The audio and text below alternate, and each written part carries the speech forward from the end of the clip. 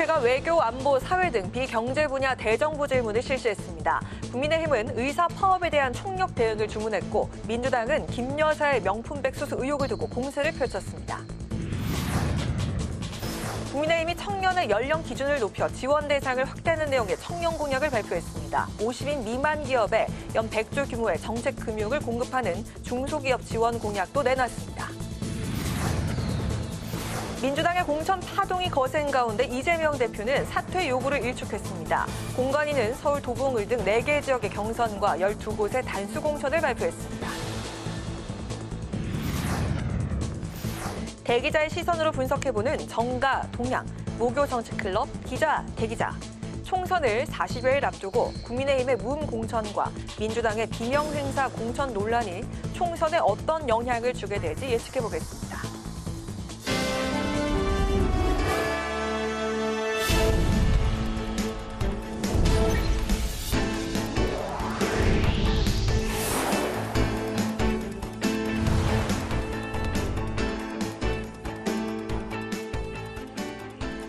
여러분 안녕하십니까? 2월 22일 목요일 국회 라이브 6 시작하겠습니다.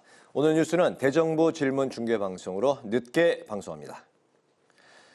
국회는 오늘 본회의를 열고 한덕수 국무총리를 비롯한 국무위원들을 상대로 비경제 분야 대정부 질문을 진행했습니다. 국민의힘은 의사 파업에 대한 정부의 총력 대응을 주문했고 민주당은 김건희 여사에 대한 공세에 주력했습니다. 김동길 기자입니다. 국민의힘은 의사들의 집단 행동에 대한 정부의 대응 방안을 질의했습니다. 의사 파업이 명분이 없다는 점도 강조했습니다. 한덕수 국무총리는 지난해부터 130여 차례 넘게 의사협회를 비롯한 관련 단체와 충분히 토론을 했다고 밝혔습니다. 또 의대 정원 2,000명 증원도 수용할 수 있는 안이라고 강조했습니다. 총리님, 의대 증원 규모 2,000명 정부가 단독으로 결정하셨습니까? 충분히 한 대학의 평균 50명 정도를 늘리는 정도 2,000명은 우리 교육의 질을 떨어뜨리지 않고 충분히 감당할 수 있다 하는 데 대해서는 저희가 확신을 가지고 있고 국민의힘은 이번 총선에서 준연동형 비례대표제를 유지한 민주당을 향해 비판의 목소리를 높였습니다. 종북 좌파 세력이 이 제도를 악용해 국회에 입성할 수 있다고 우려했습니다. 그 종북 국회의원이 국방부와 국정원을 제 집처럼 드나든다면 이 대한민국 체제의 안정과 우리 국민의 생명이 제대로 지켜질 수 있겠습니까? 더불어민주당은 김건희 여사에 대한 공세를 펼쳤습니다. 김건희 여사 명품 가방 수수 의혹 현장이 공개됐는데도 사과나 유감 표명조차 없다고 비판했습니다. 또 주가 조작 의혹 특검법의 제2요구는 검찰 카르텔이 가장 강력한 방탄 카르텔을 증명하는 것이라고 날을 세웠습니다. 왜 김건희 여사 문제 앞에서만 서면은 정치검찰은 약해집니까? 그 이유는 뭡니까? 왜 수사를 안 합니까? 도이치모터스 등등. 모든 건 법과 관련되는 규정에 따라서 처리되리라고 생각을 합니다. 민주당은 윤석열 대통령의 독일 덴마크 국빈 방문이 수년된 이유도 집중 추궁했습니다. 민생을 이유로 일주일 전에 취소하는 것은 납득할 수 없다는 겁니다. 근데 민생 문제로 그랬더라고 하면 도대체 그 민생에 대한 문제가 얼마나 심각해야지 순방까지 취소해야 될 상황일까요? 이 밖에 한 총리는 한중 관계 정상화를 위해 시진핑 중국 국가주석의 방안을 위해 노력하고 있다고 밝혔고 신원식 국방부 장관은 북한의 대륙간 탄도미사일 ICBM 실전 배치 가능성에 대해 북한의 대기권 재진입 기술이 완성되지 않았기 때문에 시간이 좀 걸릴 것으로 예상하고 있다고 말했습니다. 국회방송 김동길입니다. 국민의힘이 청년들에게 희망을 주고 중소기업인들의 어려움을 덜어주기 위해서 공약들을 잇따라 발표했습니다. 특히 더 많은 청년들이 자산 형성 지원과 주거 지원 대상에 포함될 수 있도록 청년의 연령 기준을 최대 39세로 높이고 100조 원 규모의 중소기업 정책 금융을 조성하겠다고 밝혔습니다.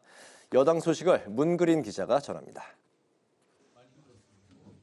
국민의힘 공약개발본부는 청년과 중소기업을 위한 공약을 잇따라 발표했습니다. 한동훈 비상대책위원장은 청년들이 주거와 결혼 비용에 대해 큰 부담을 갖고 있다고 설명했습니다. 한 위원장은 청년들이 다양한 지원 대상에 포함될 수 있도록 매년 1년씩 청년 기준 연령을 높여 최대 39세로 상향하겠다고 밝혔습니다. 취업 연령이라든가 결혼이라든가 출산에 대한 연령이 높아지고 있잖아요. 청년을 위한 자산 형성 지원, 그러니까 주거 지원의 대상이 확대되게 된다는 의미가 있습니다. 국민의힘은 또 50인 미만 중소기업을 대상으로 연간 100조 원 규모의 정책금융을 공급하겠다고 밝혔습니다. 유이동 정책위 의장은 중대재해 예방을 위한 산업안전 대진단을 실시하고 각 기업별로 맞춤형 교육을 지원하는 등 지원 사업을 확대해 나가겠다고 밝혔습니다. 양금희 민생플러스 단장도 대체 인력에 대한 지원금을 인상해 중소기업의 인력 공급을 강화하겠다고 강조했습니다. 육아휴직을 할 때 중소기업에서 대체 인력을 용이하게 확보할 수 있도록 대체 인력 지원금을 2배로 대폭 인상하고 특히 경력 단절과 중고령 은퇴자를 대체 인력으로 채용할 경우 지원금을 3배로 인상하여 국민의힘은 지난 31일 경북 문경 화재 진압 도중 순직한 고 김수광 소방장과 고 박수훈 소방교를 추모했습니다. 한동훈 비상대책위원장은 문경 소방서를 통해 유족에게 조의금을 전달하고 묵념과 위로의 말을 전했습니다. 한 위원장은 두 영웅의 삶과 죽음을 이어받아 국민을 위해 더 봉사하는 정당이 되겠다고 강조했습니다. 한편 국민의힘 공천관리위원회는 김연아 전 의원에 대한 경기 고양정 단수 추천을 재논의하기로 했습니다. 공관위는 김 전 의원이 사무실 인테리어 등 목적으로 당원들로부터 4천만 원가량을 입금받았다는 의혹에 대해 검찰 수사가 진행 중인 만큼 검토가 필요하다고 전했습니다. 한동훈 비상대책위원장은 단수 추천 후보자의 경우 자신 있는 논리가 필요하다며 단수 추천 보류를 동의한 걸로 전해졌습니다. 국회방송 문그린입니다. 이재명 더불어민주당 대표가 사퇴 요구에 대해 그런 식으로 사퇴하면 1년 365일 대표가 바뀌어야 할 것이라고 정면 반박했습니다. 추가 공천 심사 발표도 있었는데 친명계 의원들이 다수 포함돼 파장이 예상됩니다. 민주당 소식은 천지원 기자가 보도합니다. 공천을 둘러싼 갈등이 계속되고 있는 더불어민주당.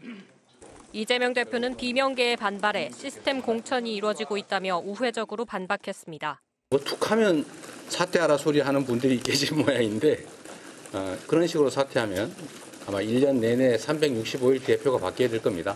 주관적인 판단이 아니라 이미 1년 전에 확정해 놓은 특별 당규에 따라 그야말로 시스템 공천을 충실하게, 공정하게, 투명하게 하고 있다는 말씀을 드리고 이 대표는 당 원로계의 우려가 계속되는 데 대해 당에 대한 애정의 발로이자 총선 승리를 바라는 충언이라며 시스템에 맞춰 합당한 인물을 잘 공천하는 것으로 걱정을 덜겠다고 말했습니다. 이에 앞서 홍익표 원내대표는 국민께 실망을 드려 송구하다며 고개를 숙이기도 했습니다. 국민의 경고를 무겁게 받아들이고 문제를 바로잡아야 합니다. 누구나 잘못할 수 있지만 잘못을 바로잡을 수 있는 것이 훨씬 더 역량 있는 정당의 태도입니다. 홍 원내대표는 의원들의 탈당을 막기 위해 소통하고 있는 것으로 알려졌습니다. 총선 상황실장을 맡은 김민석 의원도 원로부터 평당원까지 뜨거운 애당심으로 낙관론과 실언을 각별히 경계해달라고 강조했습니다. 하지만 수습은 쉽지 않아 보입니다. 박용진 의원이 공관위로부터 받은 하위 10% 평가에 대한 재심 신청이 기각됐습니다. 박 의원은 공관위 회의가 있기도 전에 기각이라고 말하면 어떻게 수용하겠냐고 반발했습니다. 논란을 의식한 듯 이명백 공관위원장은 오늘 추가 단수 공천과 경선 지역을 발표한 직후 회의 진행을 이유로 기자 질문을 받지 않고 자리를 떠났습니다. 서울 도봉 을과 인천 동구 미추홀구 갑 등 4개 지역에서는 경선이 치러집니다. 12곳의 단수 공천 명단에는 현역 의원 10명이 이름을 올렸는데 친명계 의원과 원외 인사가 다수 포함됐습니다. 서울 동대문구 갑 을에 각각 안규백, 장경태 의원이, 인천 연수구 갑 박찬대 의원, 대전 서구을의 박범계 의원, 충남 천안 갑 문진석 의원 등이 단수 공천을 받았습니다. 인천 동구 미추홀구 을의 남영희 전 민주연구원 부원장과 충남 논산시 계룡시 금산군의 황명선 전 논산시장도 명단에 이름을 올렸습니다. 공관위는 현역 의원 지역구 4곳을 전략 지역으로 지정해 4명의 현역 의원이 컷오프됐습니다. 국회 방송 천지원입니다. 민주당과 국민의힘, 녹색정의당이 선거관리위원회 주최로 저출생과 고령화 시대 해법을 논의하기 위한 제2차 정책 토론회를 가졌습니다. 여야 3당은 저출생 해법으로 자산과 주거의 불평등 해소, 육아휴직제 등을 제시했고 고령화 시대 복지 정책으론 정부의 간병비 부담 확대 등을 언급했습니다. 한규미 기자입니다. 민주당과 국민의힘 녹색정의당이 저출생 시대 해법과 고령화 시대 복지 정책, 지역 소멸 대응 논의를 위해 제2차 정책 토론회에 모였습니다. 김성주 더불어민주당 정책위 수석부의장은 저출생 해법의 핵심은 자산과 주거의 불평등을 해소하는 것이라며 살집을 마련해주고 1억 원의 자금을 지원하겠다고 말했습니다. 왜 결혼을 미루느냐 했을 때 살집이 없습니다라고 하는 답변이 거의 대부분입니다. 그래서 저희는 주거 지원을 첫 번째 정책으로 하고 있고요. 홍석철 국민의힘 공약총괄본부장은 일과 가정의 양립체제가 필요하다며 육아휴직 자동 개시와 자녀 돌봄 휴가 신설을 언급했습니다. 대체 인력을 좀 더 쉽게 구할 수 있고 문제가 없도록 다양한 유휴 인력을 활용을 해서 중소기업에도 일간 양립이 제대로 될 수 있는 그런 공약을 준비했습니다. 강은미 녹색정의당 의원은 안정적 일자리 없이 출산과 양육을 이어가기 불가능하다며 상시 지속 업무에 대한 정규직화를 내세웠습니다. 우리나라의 비정규직 문제가 너무 심각하고 실제로 청년들이 안정적인 일자리에서 일하지 않고 아이를 낳는다는 것은 거의 불가능한 상황이라고 생각합니다. 고령화 시대에 대한 복지 정책으로는 전생의 공공돌봄, 국가의 간병비 부담 강화, 노인 일자리 확대 등이 제시됐습니다. 국가의 간병비 부담에 대해선 국민의힘은 국가의 책임을 늘리겠다며 간병비에 대한 연말정산 세액공제를 확대하겠다고 말했습니다. 민주당은 여당의 정책으로는 부족하다며 전면적인 개혁으로 간병비 건강보험 적용이 시행돼야 한다고 주장했습니다. 지역 소멸 대응에 대한 논의에서 야당은 김포의 서울 편입은 정치적 목적으로 제시된 정책이라며 대중교통 확대 등 실질적 문제 해결이 더 중요하다고 비판했습니다. 반면 여당은 지역 주민들의 생활 편의와 요구를 반영한 정책이라며 지역 소멸과 수도권 재편은 다른 문제라고 선을 그었습니다. 국회 방송 한규미입니다.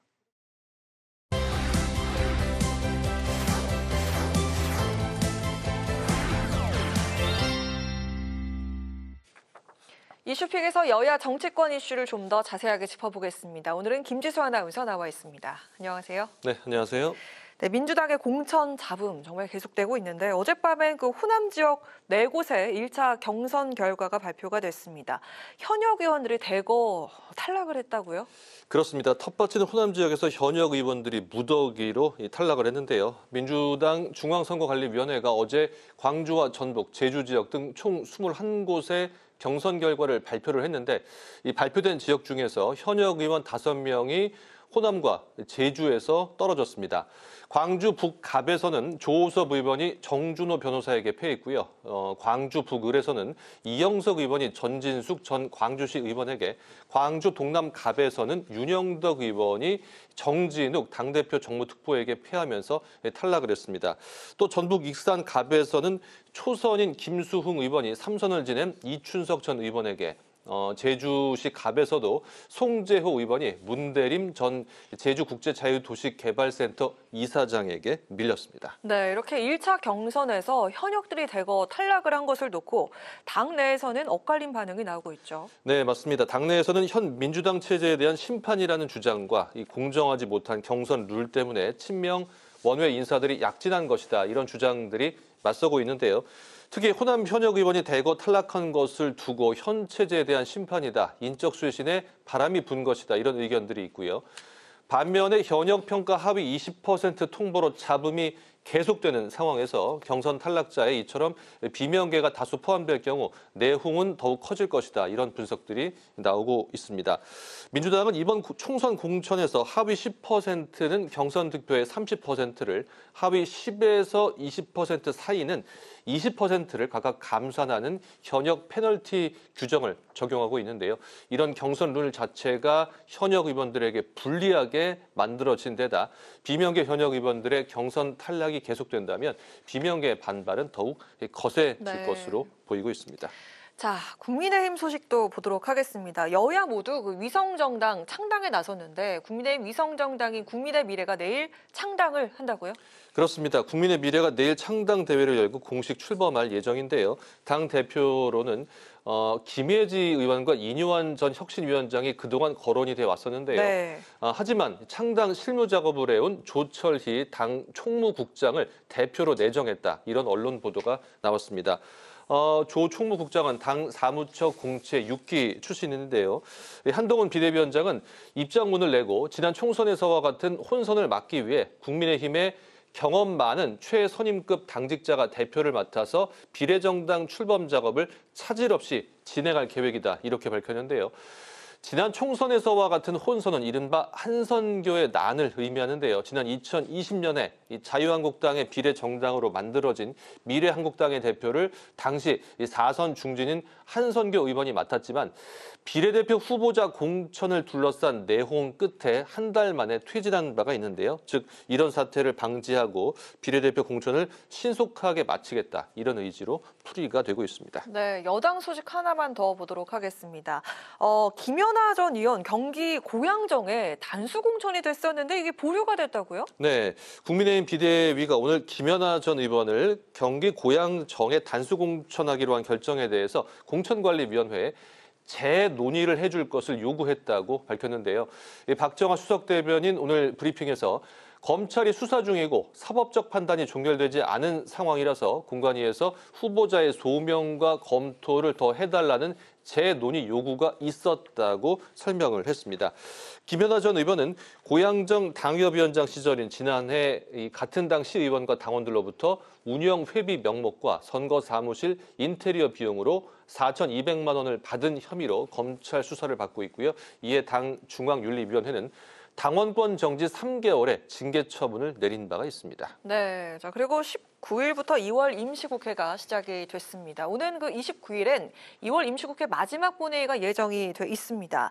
자, 민주당이 29일 그 본회의에서 쌍특검법 재표결을 추진할 방침이라고요? 그렇습니다. 이 앞서 쌍특검법을 지난해 말에 국회 본회의를 통과를 했는데요. 대장동 특혜 제공 의혹 특검법은 재석 181명 전원 찬성했고요. 또 김건희 여사 주가 조작 특검법은 재석 180명 전원 찬성으로 처리가 됐었습니다. 하지만 윤석열 대통령은 쌍특검법에 대해서 지난달 5일 거부권을 행사하면서 이 특검법이 다시 국회로 넘어오게 됐는데요. 이런 가운데 홍익표 민주당 원내대표 오늘 정책조정회의에서 쌍특검법 재의결을 오는 29일 본회의에서 할 생각이다 이렇게 밝혔습니다.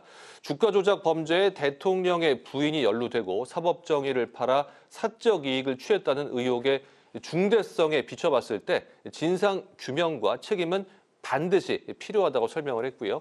한동훈 국민의힘 비상대책위원장을 향해서는 죄가 있는 것에 수사하는 것은 너무나 당연하지 않냐. 판사 앞에 가서 자신의 무죄를 입증하면 된다는 것을 대통령과 영부인께 건의드리면 된다고 지적을 했습니다. 또 이번 쌍특검법 재의결에 한 위원장이 국민의힘도 찬성하자는 뜻을 모아달라며 한 위원장의 답변을 기다리겠다고 덧붙였습니다. 네, 이 쌍특검법이 재의결을 통과하려면 이 재적위원 과반 출석에 또 출석위원 3분의 2 이상의 찬성이 필요한데 이럴 경우에 그 국민의힘 의원 전원이 반대를 던지게 된다면 사실상 이게 통과가 어려운 거 아닙니까? 그렇습니다. 지금 정확히 짚어주셨는데요. 윤 대통령이 거부권을 행사하면서 국회로 돌아온 쌍특검법은 현재 이제 40일 이상 재표결이 이루어지지 않고 있는데요. 말씀하신 대로 재적의원 과반 출석에 출석 의원 3분의 2 이상이 찬성해야 하는 만큼 국민의힘에서 이탈표가 나와야 재의결이 가능한 상황입니다. 네. 이에 국민의힘 공천 탈락자들의 이탈표 가능성을 염두에 두고 민주당이 표결 시점을 늦추고 있다. 이런 분석들이 나오고 있었는데요. 네. 다만 현재까지 국민의힘에서 컷오프된 지역구 의원이 없고요. 또 향후에 발표될 컷오프 규모도 적을 것으로 예상이 되고 있습니다. 이에 따라서 이탈표가 나오기는 좀 어렵지 않겠냐 이런 관측이 나오면서 쌍특검법의 재의결 통과 쉽지 않은 상황이다. 이렇게 정리해 볼 수 있겠습니다. 네, 오늘 이슈픽은 여기까지 듣겠습니다. 김지수 아나운서 고맙습니다. 네, 고맙습니다.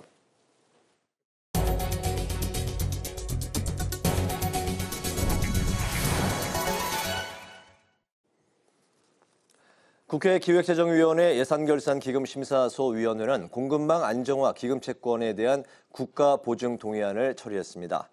채권 발행자는 한국수출입은행으로 발행액은 정부 안대로 원화 5조 원 이내이며 만기는 10년 이내입니다. 채권은 공급망 기본법 시행일은 6월 27일 이후 발행되며 조성된 재원은 공급망 안정화를 위한 국내외 시설 투자 혹은 공급망 충격으로 피해를 본 기업을 지원하는 데 사용될 예정입니다. 국민의힘이 경기 서울 리노베이션 TF 회의를 열고 경기 북부 특별자치도 특별법을 22대 국회 임기 시작과 함께 발의하겠다고 밝혔습니다. 배준영 TF 위원장은 회의에서 특별법 초안이 마련된 상태라며 현장 의견을 수렴해 경기 북부를 수도권에서 제외하는 방안을 적극 검토하겠다고 강조했습니다. 이와 함께 서울 편입을 원하는 도시들과 관련된 법안도 원샷으로 발의될 예정이라고 말했습니다. 다음 TF회의는 한동훈 비대위원장과 함께 고양시를 찾아서 고양 시민들의 목소리를 청취한다는 계획입니다. 더불어민주당은 윤석열 대통령이 최근 발표한 그린벨트 제도 전면 개편안에 대해 무책임한 선거용 포퓰리즘이라고 비판했습니다. 이계호 정책위 의장은 오늘 정책조정회의에서 미래 세대를 위한 자산이자 국민 건강권의 마지막 보루인 그린벨트를 윤 대통령과 정부 여당이 총선용으로 활용하고 있다고 말했습니다. 또 정부가 환경 영향평가 1, 2등급까지 그린벨트를 해제하면 생태계 파괴는 물론 기후위기를 앞당기는 위기를 초래할 수 있다고 우려했습니다. 심상정 녹색정의당 원내대표는 국회 비교섭단체 대표연설에서 기후정치를 전면화하기 위해 연합정당을 만들었다며 기후정치의 대표정당이 될 것을 약속했습니다. 심 원내대표는 기후안심 휴가제 도입, 기후재난관리 시스템의 전면 재구성, 특히 국회 기후상설투기 구성을 제안했습니다. 또 윤석열 대통령을 향해 쌍특검법 수용을 촉구하는 한편 거대 양당의 위성정당 창당을 비판했습니다.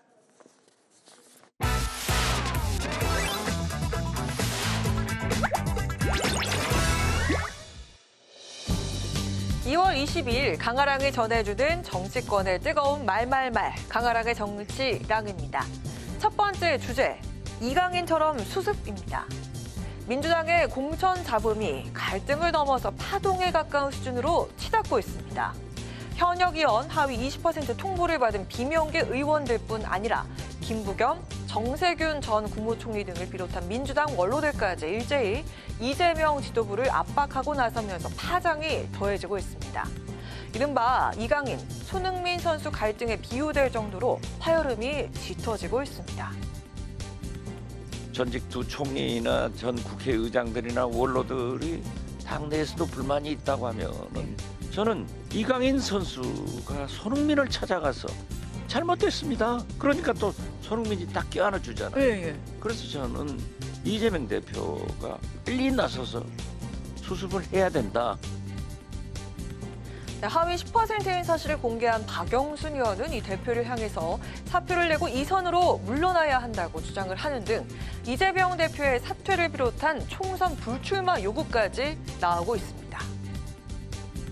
지금처럼 자신과 가까운 사람들을 대거 공천하고 싶어 하고 자기한테 조금 쓴소리나 반대했던 사람들을 다 내몰아내려고 하면 그 명분을 얻으려면 결국 본인도 뭔가 희생하는 게 있어야 되는데 본인이 불출마하는 정도의 큰 선택을 하지 않으면 이 사람들의 불만이나 반대를 제압할 방법이 없어요.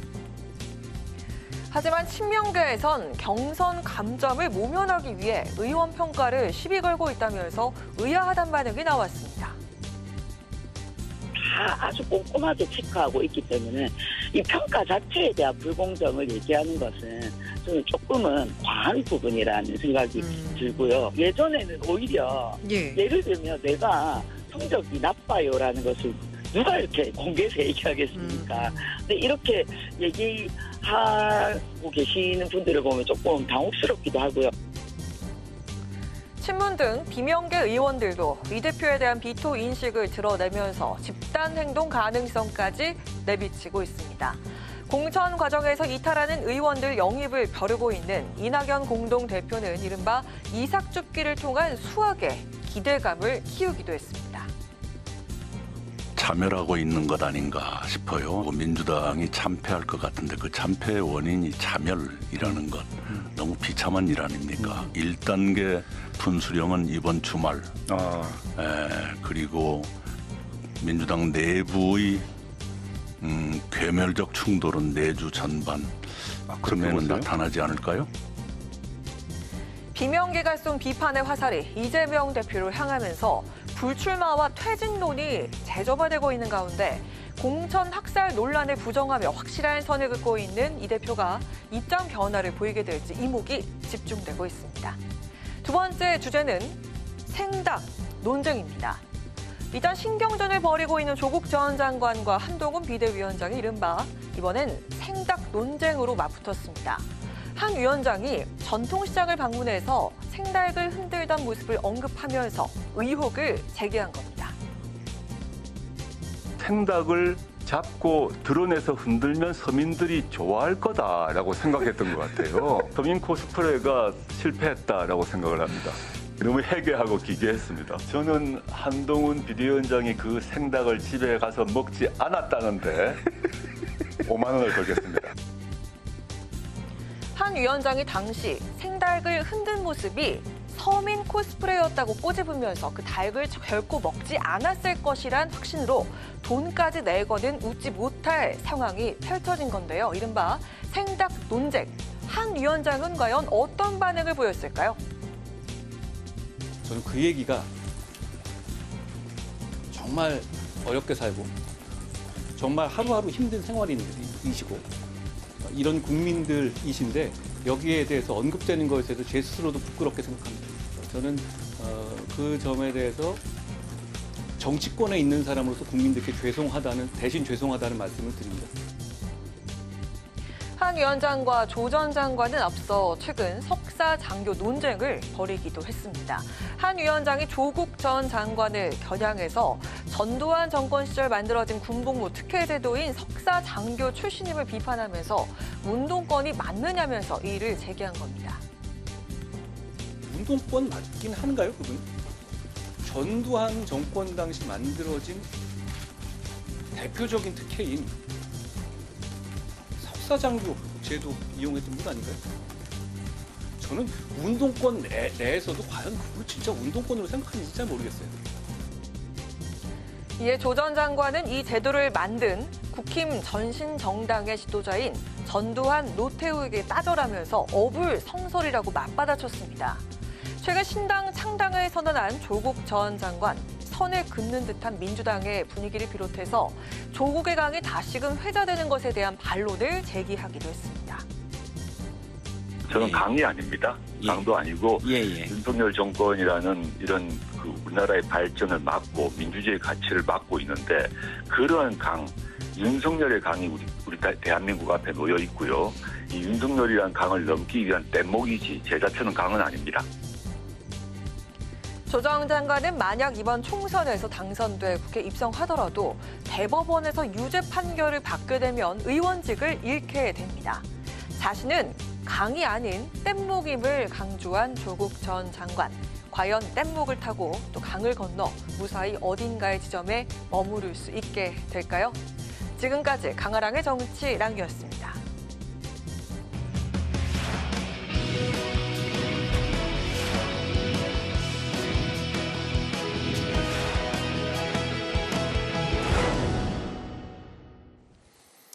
네, 정치권의 동향을 대기자의 시선으로 짚어보는 목요 정치클럽 기자 대기자 시간입니다.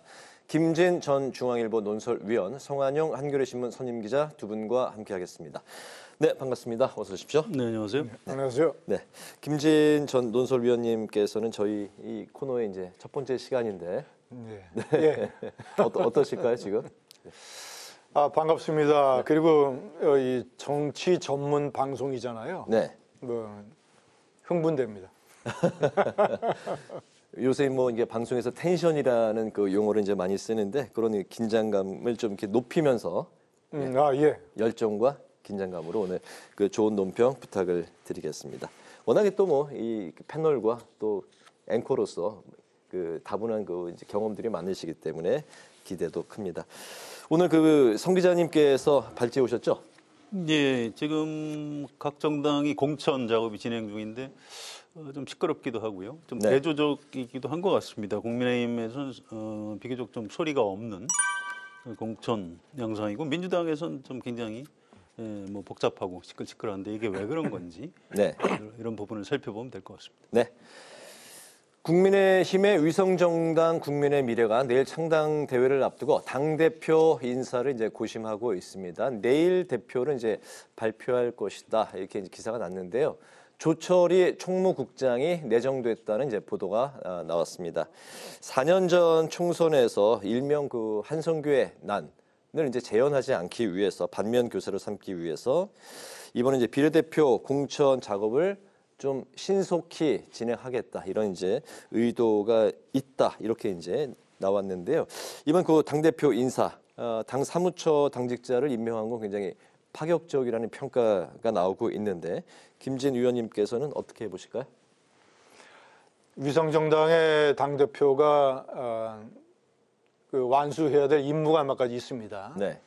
첫째는 한동훈 위원장이 얘기를 했지만 이게 사실상 형식상으로 도구에 불과하지 않습니까? 때문에 국민의힘과 한동훈 위원장 또는 이 여권에서 생각하는 비례대표 후보들과 그대로 뜻을 맞춰서 공천할 수 있는 네. 그러니까 4년 전에 반란이라든가 파행이 일어나서는 안 되는 자 그런 일종의 이제 일심동체의 조건이 있어야 되고 두 번째는 총선 이후에 적절한 시점에 다시 합당을 하게 되지 않습니까? 네. 그러니까 지금부터 길어야 2개월, 3개월 정도 수명이 있는데 그 합당 과정도 아주 순조롭게 가지고 갈 수 있는 인물. 네. 세 번째는 저는 뭐 어느 정도나 사실일지 모르지만 어떤 당뇨 출신의 당 총무국장 뭐 이런 당대표도 실무적으로는 필요할지 모르지만 뭔가 위성정당 아무리 위성정당이지만 그래도 국민의힘이 만드는 정당이라는 거를 국민들에게 이미지를 주기 위해서 네.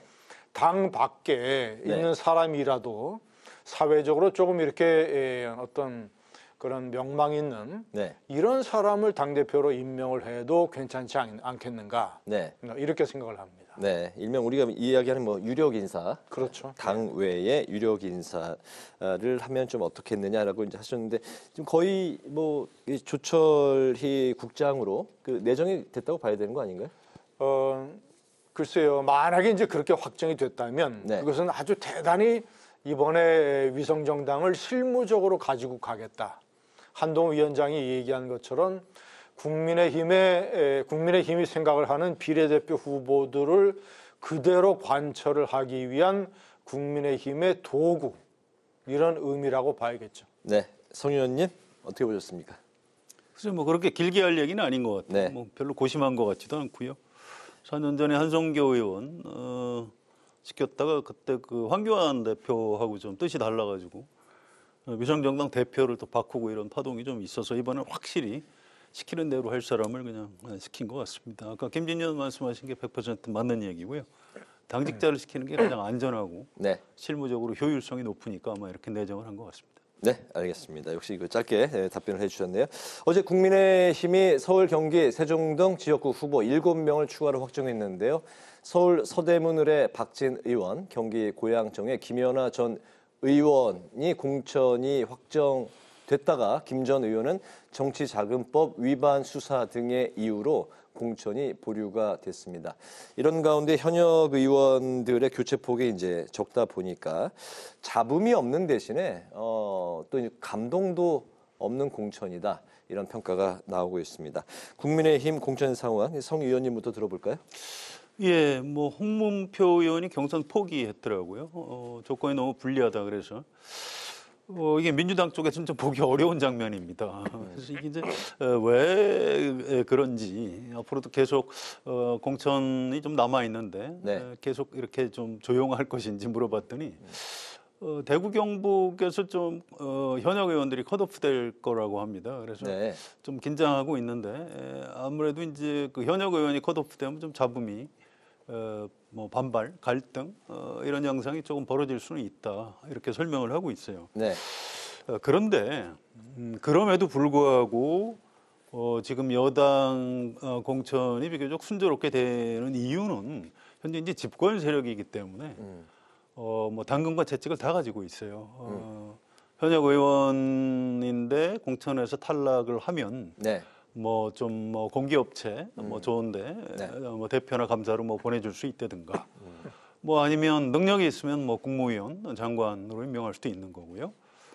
또 이제 채찍도 있죠. 이게 사실 이 검사 출신들이 대통령하고 집권 여당 대표를 하고 있기 때문에 국민의힘 의원들도 사석에서 그런 말을 좀 하기는 해요. 가끔 좀 약간 무섭기도 하다. 그래서 이게 여기서 이거 공천 탈락했는데 이거 불복했다가는 이게 무슨 일을 당할지 모른다. 뭐 이런 얘기들도 농담 비슷하게 하죠.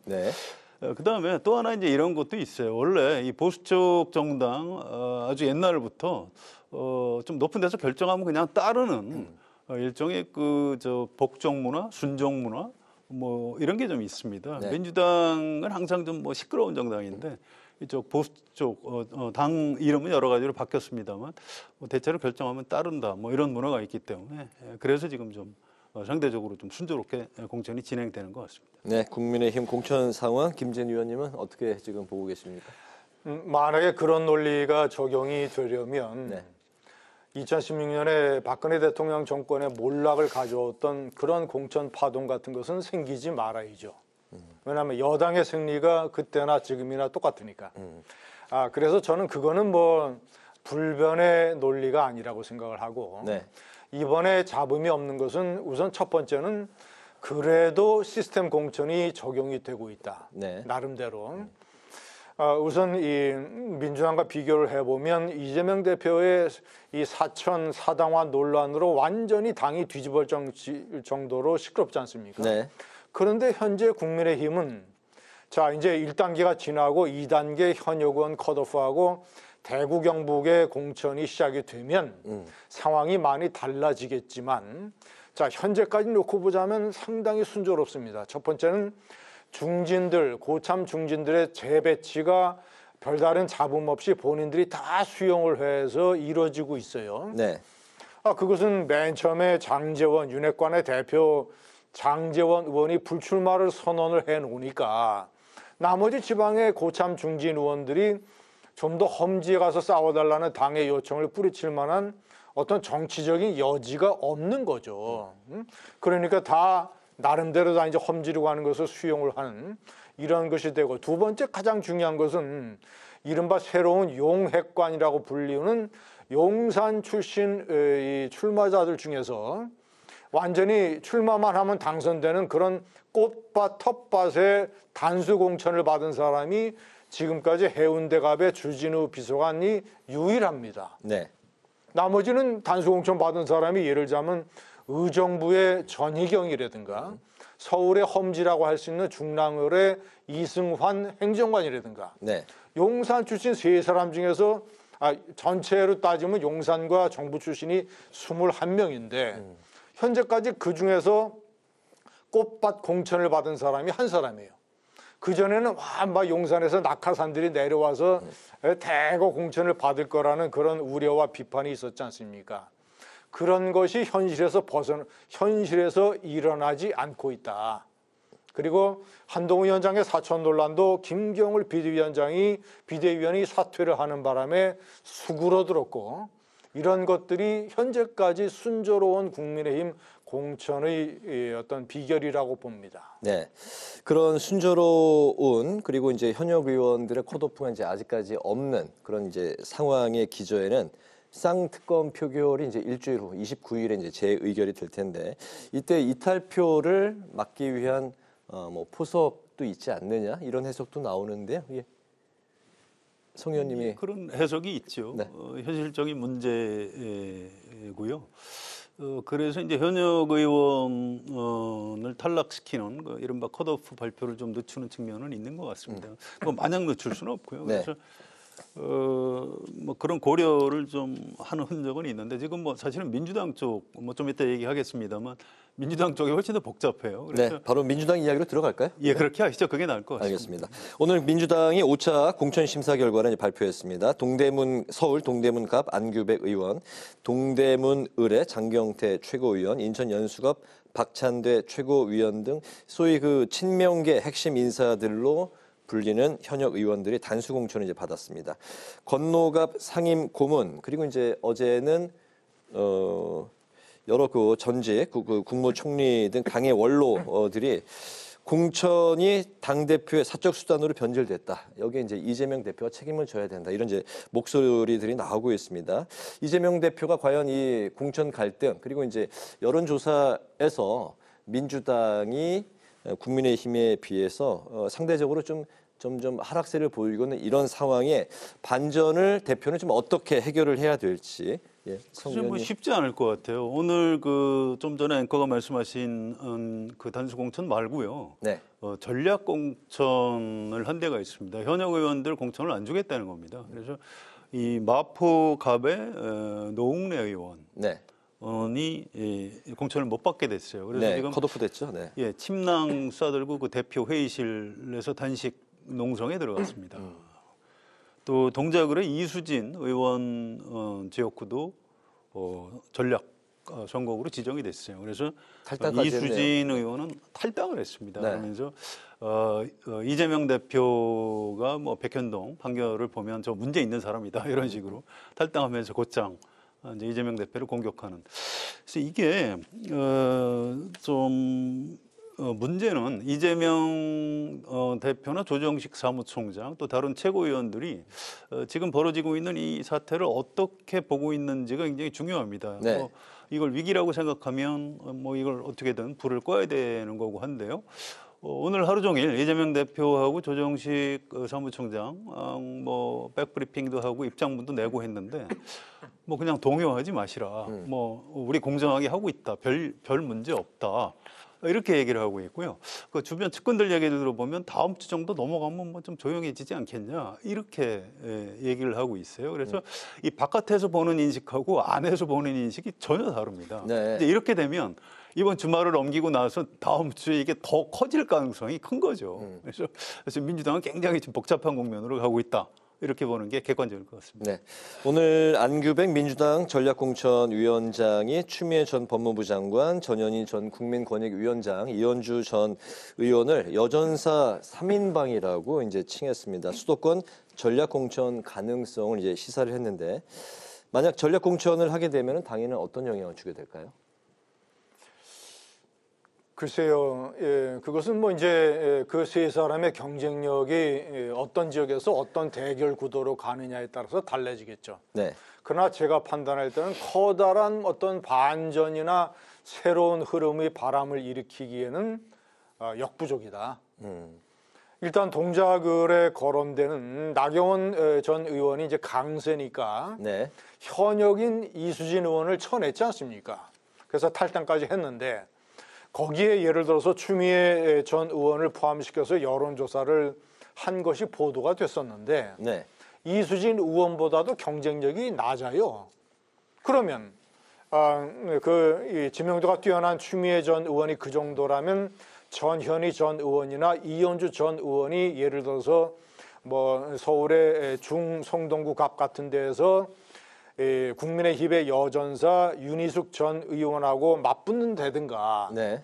아니면 뭐 전현희 의원 같은 경우에 뭐 어디로 갈지 모르지만 과거에 강남을에서 금배지를 달았었으니까 네.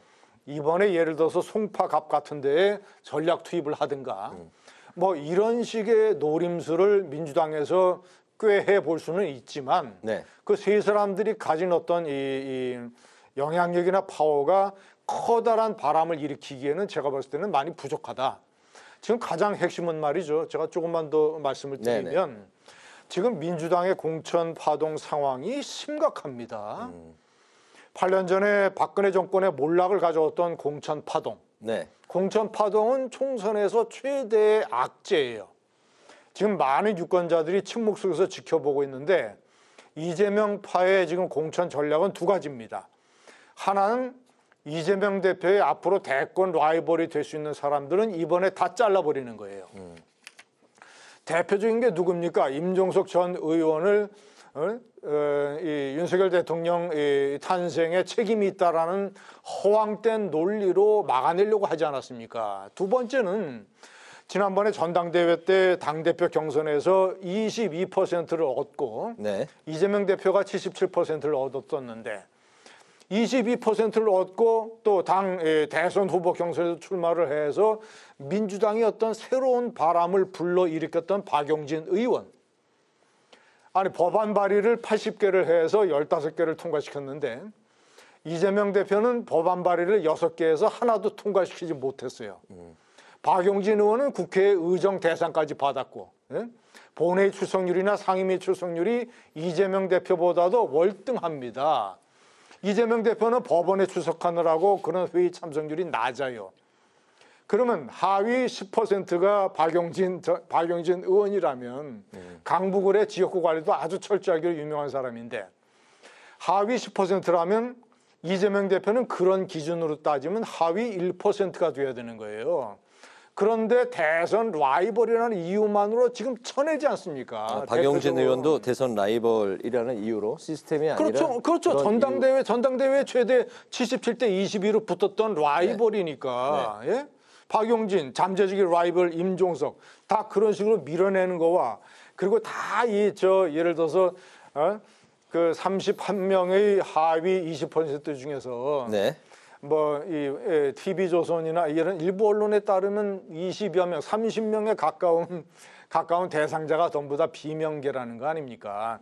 윤영찬, 송갑석, 누굽니까?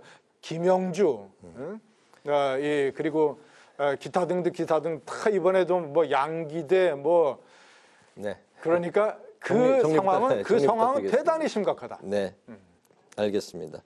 민주당의 공천 상황에 대해서 이제 그 두 분 다 이제 더 국민의힘의 상황보다는 하실 말씀들이 더 많이 계신 것 같습니다.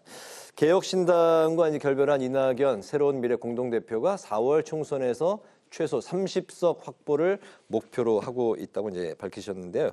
아울러서 최근 공천 파동으로 진통을 겪고 있는 민주당, 방금 말씀하신 그런 인사들, 민주당의 비주류 친문계가 조만간 크게 움직일 것이다 이렇게 예측을 했습니다. 소위 그 이야기하는 이삭줍기, 그 새로운 미래에서 그런 오늘 이수진 의원도 탈당을 했습니다만 그런 의원들을 향해서 이제 러브콜을 보내고 있는데 의원들이 어느 정도로 새로운 미래로 합류가 가능할까요? 그래서 아직은 좀 봐야 될 것 같아요. 하위 10%, 20% 민주당에서 통보를 받은 의원들 중에 일단 탈당을 한 의원은 이제 김영주 국회부의장 한 사람이고요. 이수진 의원은 이제 전략 선거구로 지역되면서 탈당을 했고 나머지 대부분은 그냥 경선을 치르겠다 이런 입장입니다. 박용진, 윤영찬, 또 김한정, 송갑석 감점 받아들이고 경선 치르겠다. 지금 이제 그 어떤 여론전에 호소를 하고 있어요. 근데 경선을 치르면 탈당이 안 되는 거죠? 그 지역구에 출마를 못하는 겁니다. 출마를 못하는 거죠. 탈당은 할 수 있죠.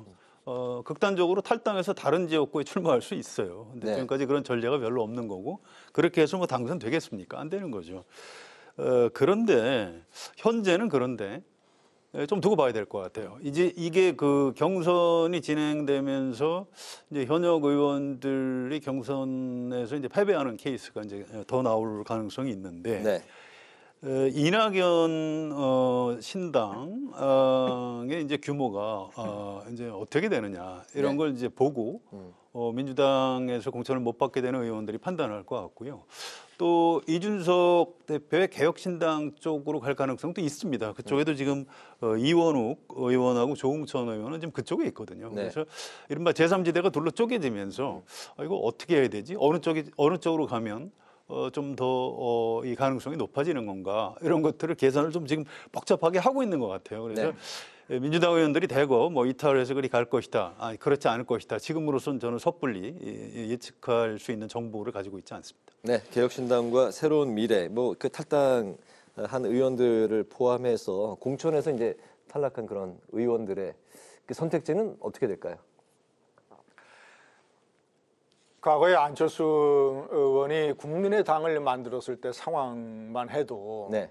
국민의당이 호남에서 완벽한 장악력을 가지고 있으니까 민주당에서 탈당한 의원들이 많았습니다. 그런데 지금은 그 사람들에게는 상당히 불행하게도 이낙연 신당이라고 하는 것이 현실적으로 파괴력이 대단히 낮아요. 여론조사에서 예를 들어 3%, 4% 이 정도 나오지 않습니까? 자, 그리고 그 반민주당 표가 이낙연 신당 있죠. 이준석의 개혁신당 있죠. 네. 자, 그리고 녹색 정의당 있죠. 자, 그리고 조국 신당이 또 이제 나오게 되고 현재 이 엄청나게 불공정한 이 공천 결과에 승복하지 않냐고 뛰쳐나가서 이낙연 신당으로 출마를 한다고 해서 당선될 가능성이 있는 지역이 거의 상당히 무망합니다. 네.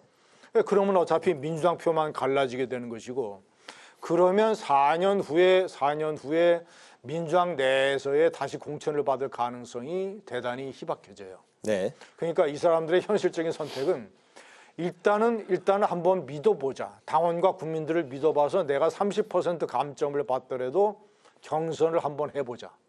그리고 4월 총선까지 지금 민주당 내 분위기가 심상치가 않다. 뭔가 큰일이 터질 것 같다. 네. 그러면 뭔가 이 상황이 바뀐다. 이런 거. 세 번째는 하여튼 이낙연 신당이 너무 약하다. 이런 고민이 있는 겁니다. 알겠습니다.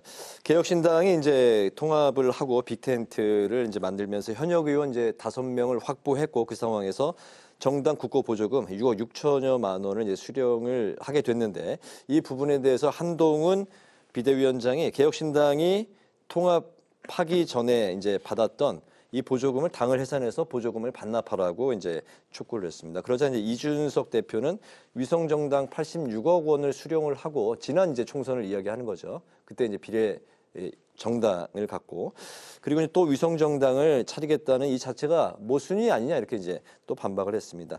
다시 한번 이제 정당 보조금, 국고 보조금 논란이 나오고 있는데 어떻게 좀 봐야 될까요? 좀 짧게 들어볼까요? 예, 한동훈 위원장이 좀 너무 야박한 것 같아요. 부자 정당인데 그 자꾸 개혁신당 멱살을 잡고 흔듭니까? 어차피 또 위성정당 만들면은 그리 의원들 보내서 기호 앞으로 끌어올리려고 하게 되면 또 선거 보조금 또 그 받게 돼요. 그 정당도. 그럼 그거 반납할 거예요? 나는 그 자기 정당 잘하면 되는 거지 뭐 남의 정당 해산 이런 얘기하고 이거 별로 예의는 아닌 것 같습니다. 네. 옆집을 쳐다볼 필요는 없다 말씀하셨는데 국민의힘에서 위성정당을 만들어서 국회의원들을 보내게 되면 그만큼 국민의힘의 의원 숫자가 줄어들기 때문에 국민의힘이 받아야 될 선거 보조금은 또 그만큼 줄어듭니다. 그러니까 그거는 이제 그런 식의 비판은 불가능한 것이고 문제는 국회의원 수를 5명으로 맞춰서 6억 6천만 원을 받았다가 며칠 내에 이런 식으로 그러니까 한동훈 위원장이 얘기하는 그 영주권을 얻기 위한 위장 결혼을 했다가 지금 갈라서서 영주권은 날아가고 단기 체류권만 받은 거 아닙니까? 단기 체류권으로 총선을 치러야 되는데 그러면 결혼식 때 이 위장 결혼을 했던 축의금 6억 6천만 원 이거 사실 하객들한테 돌려줘야죠.